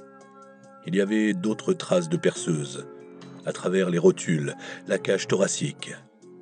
Lentement, mon regard est remonté en direction du visage. Il y avait des marques sous le nez, à travers les pommettes et jusque dans la bouche. Et une autre au menton. Le visage étroit de Mario me regardait, les yeux révulsés. Il était mort dans d'horribles souffrances. Billy Idol a de nouveau murmuré « Ah, doux Jésus !» À quelle heure avez-vous entendu de la musique ? Hein ? Quoi ? Je n'avais pas la force de répéter ma question, mais il a fini par capter. Vers 5 heures du matin ? Torturé. Ils avaient mis de la musique pour couvrir ses cris. Je ne voulais pas toucher à quoi que ce soit, mais le sang me semblait relativement frais. De la poussière d'os blanchâtre saupoudrait le plancher. J'ai regardé la perceuse. Le vrombissement, ça et les cris, tandis qu'elle transperçait la chair et le cartilage pour pénétrer dans l'os. Tout à coup, j'ai pensé à Thérèse qui était chez Karen, à 2 pas d'ici. Je me suis rué vers la porte. « Appelez la police !»« Attendez, où vous allez ?» Pas le temps d'expliquer. J'ai fourré le revolver dans ma poche et sorti mon téléphone portable pour composer le numéro de Thérèse. 1 sonnerie, 2 sonneries, 3. Mon cœur battait à tout rompre. J'ai appuyé plusieurs fois sur le bouton de l'ascenseur. À la 4e sonnerie, j'ai jeté un œil par la fenêtre. Et je l'ai vue, qui me regardait d'en bas. La blonde, du minivan. En me voyant, elle a pris ses jambes à son cou. Je n'avais pas bien vu son visage. Cela pouvait être n'importe quelle fille blonde, sauf que j'étais sûr de moi. C'était la même. Que diable se passait-il ? La tête me tournait. J'ai entrepris de chercher la cage d'escalier, mais les portes de l'ascenseur se sont ouvertes. Je suis monté et j'ai pressé le bouton du rez-de-chaussée. Mon appel a atterri sur la boîte vocale de Thérèse. Ce n'était pas normal. Elle devait être chez Karen, dans une zone couverte par le réseau de téléphonie mobile. Même en pleine conversation, Thérèse aurait répondu. Elle aurait su que c'était urgent. Que faire, nom de Dieu ? J'ai pensé à la perceuse, j'ai pensé à Thérèse, j'ai pensé au visage de Mario Contuzzi, j'ai pensé à la blonde. Les images se bousculaient dans ma tête quand l'ascenseur s'est arrêté dans un tintement. Étais-je loin de chez Karen ? 2 rues. J'ai foncé tout en pressant la touche correspondant au numéro de Wynne.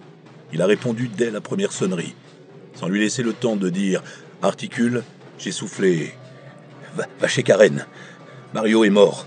Thérèse ne répond pas au téléphone. » « J'en ai pour 10 minutes. » J'ai raccroché. Et aussitôt mon téléphone s'est mis à vibrer. Sans ralentir, je l'ai levé pour voir qui appelait. Et j'ai pilé. C'était Thérèse. Je l'ai portée à mon oreille. « Thérèse ?» Pas de réponse. « Thérèse ?» La seconde d'après, j'ai entendu le vrombissement strident d'une perceuse électrique. La brutale poussée d'adrénaline m'a coupé la respiration. J'ai fermé les yeux, mais seulement une fraction de seconde. Pas de temps à perdre. J'avais des fourmis dans les jambes. Je me suis remis à courir.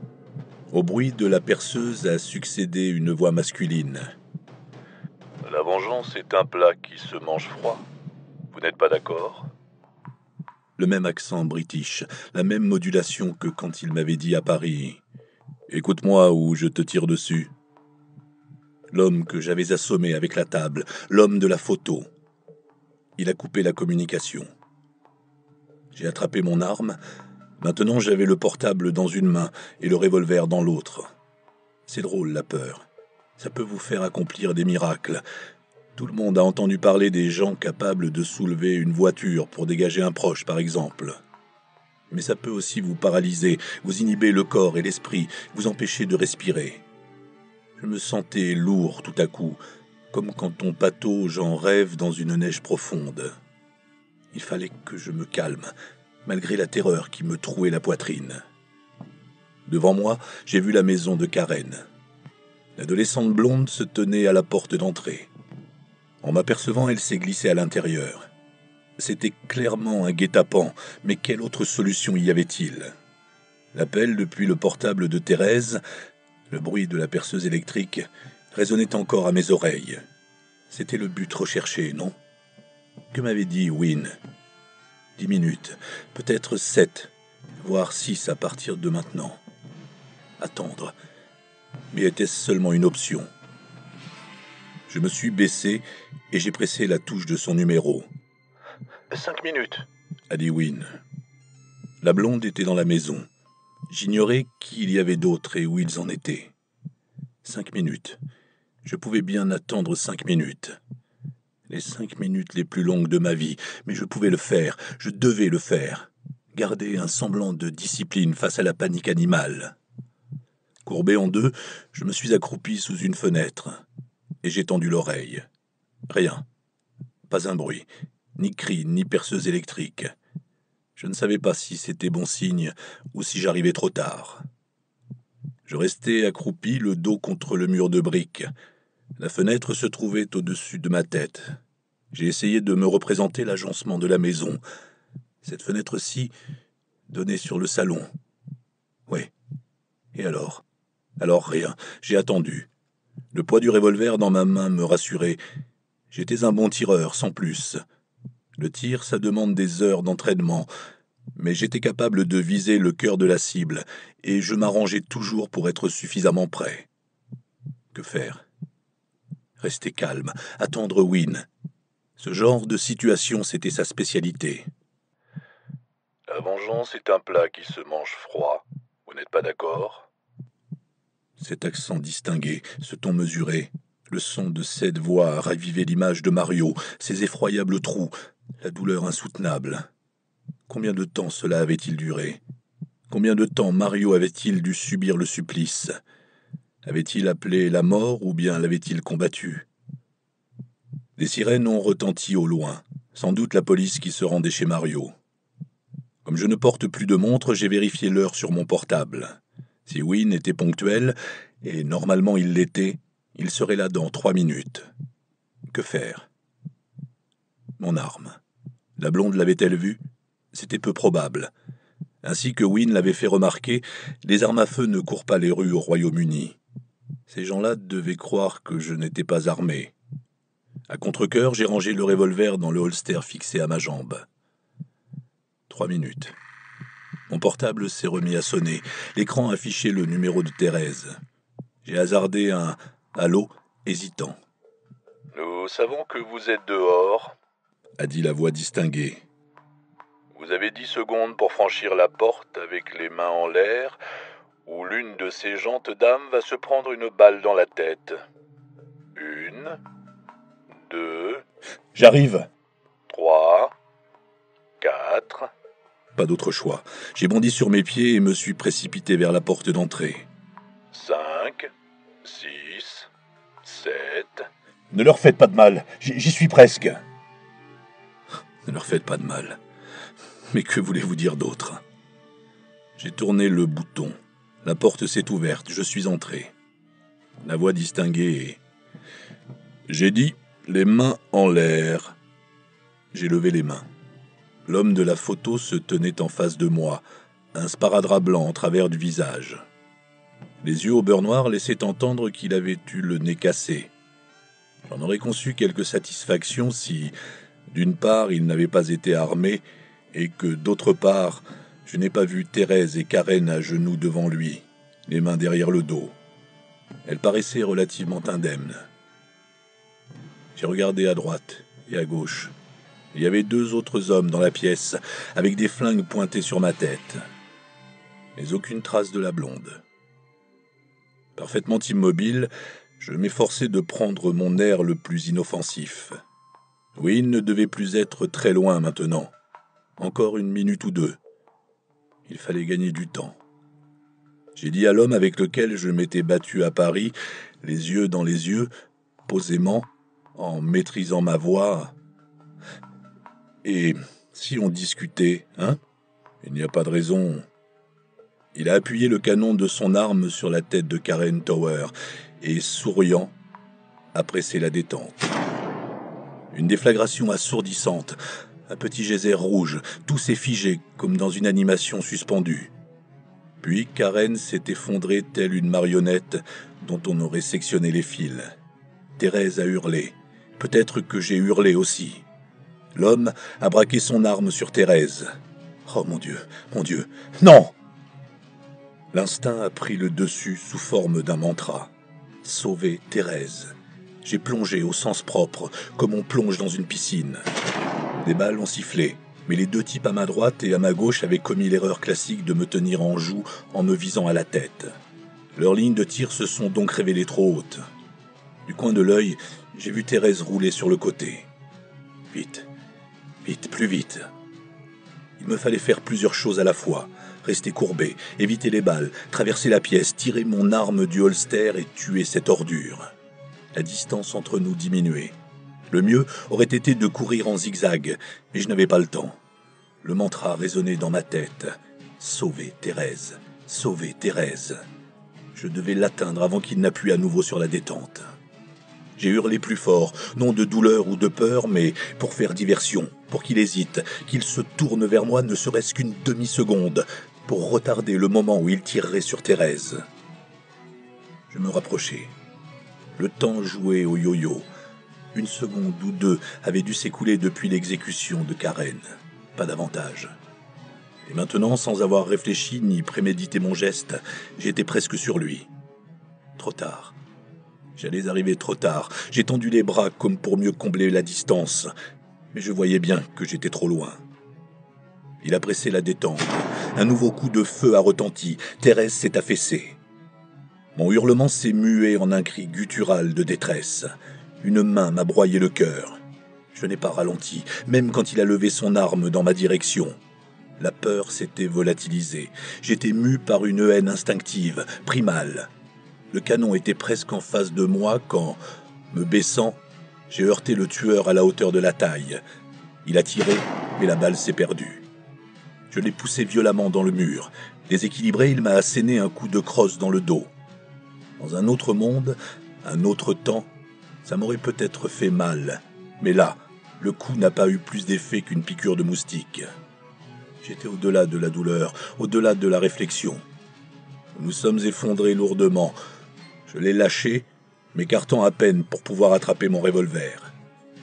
C'était une erreur. Dans mon obsession à sortir mon arme, à tuer ce bâtard, j'avais quasiment oublié la présence des deux autres. L'homme qui se trouvait à ma droite s'est précipité vers moi. J'ai bondi en arrière lorsqu'il a tiré, mais trop tard, une fois de plus. La balle m'a touché. Une douleur fulgurante. J'ai eu le temps de ressentir la brûlure du métal qui m'a transpercé le corps, m'a coupé le souffle, m'a fait tomber à la renverse. L'homme a levé son arme, mais un autre coup de feu a retenti, l'atteignant au cou avec une telle force qu'il l'a pratiquement décapité. J'ai jeté un œil par-dessus le cadavre, mais j'avais déjà deviné. Wynne venait d'arriver. L'autre homme, celui qui était à ma gauche, s'est retourné juste à temps pour voir Wynne pivoter et presser la détente. Le gros projectile l'a frappé en plein visage et sa tête a explosé. J'ai regardé Thérèse. Elle ne bougeait pas. L'homme de la photo, celui qui avait tiré sur elle, se faufilait déjà dans la pièce voisine. J'ai entendu de nouveaux coups de feu. Quelqu'un a crié « Arrêtez! Pas un geste !» Je n'y ai pas prêté attention. Je ne sais comment j'ai rampé jusqu'à la salle de séjour, ruisselant de sang. Je n'en étais pas sûr, mais j'avais l'impression que la balle s'était logée quelque part dans la région de mon estomac. Je me suis hissé par-dessus le seuil sans prendre le temps de m'assurer que je ne risquais rien. « Avance, avance, me disais-je. Chope ce bâtard et tue-le. » Il était à la fenêtre. J'avais mal. Je délirais peut-être, mais je l'ai agrippé par la jambe. Il m'a donné des coups de pied sans succès. Je l'ai fait chuter. Nous avons lutté, mais face à ma rage, il ne faisait pas le poids. Je lui ai planté mon pouce dans l'œil. Ça l'a affaibli. L'empoignant par la trachée, je me suis mis à serrer. Il s'est débattu, me frappant au cou, au visage. Je tenais bon. « Pas un geste! Lâchez-le !» Des voix, à distance, du remue-ménage. Je n'étais même pas sûr que ce fût réel. On aurait dit le vent ou des hallucinations. L'accent américain m'a cependant paru familier. Je serrais toujours. « J'ai dit pas un geste! Lâchez-le tout de suite !» Encerclé. 6 ou 8 hommes, peut-être plus, avec des armes pointées sur moi. Mon regard a croisé celui du tueur. Il y avait comme une lueur moqueuse dans ses yeux. J'ai senti mes doigts se desserrer. Je ne sais si c'était la sommation ou la blessure qui me privait de mes forces. Ma main est retombée. Il a toussé, hoqueté, puis a essayé de reprendre l'avantage. Il a levé son arme, exactement comme je l'espérais. J'avais tiré le petit revolver de son holster fixé à ma cheville. De ma main gauche, je lui ai saisi le poignet. La voix familière de l'Américain. « Non, arrêtez !» Qu'il me descende, ça m'était égal. Cramponné à son poignet, je lui ai collé mon arme sous le menton et j'ai tiré. Quelque chose de mouillé et de poisseux a jailli sur mon visage. Alors j'ai lâché le revolver et je me suis écroulé sur son cadavre. Des hommes, et j'ai eu l'impression qu'ils étaient nombreux, se sont jetés sur moi. Maintenant que j'avais accompli ce que j'avais à faire, ma volonté et l'envie de vivre m'abandonnaient. Je les ai laissés me retourner et me menotter, même s'il n'y avait guère besoin d'entrave. Je n'avais plus l'intention de me battre. Ils m'ont allongé sur le dos. Tournant la tête, j'ai contemplé le corps inanimé de Thérèse. Et une douleur indicible, une douleur comme je n'en avais jamais ressenti auparavant, m'a submergé. Ses yeux étaient fermés et bientôt les miens se sont clos, eux aussi.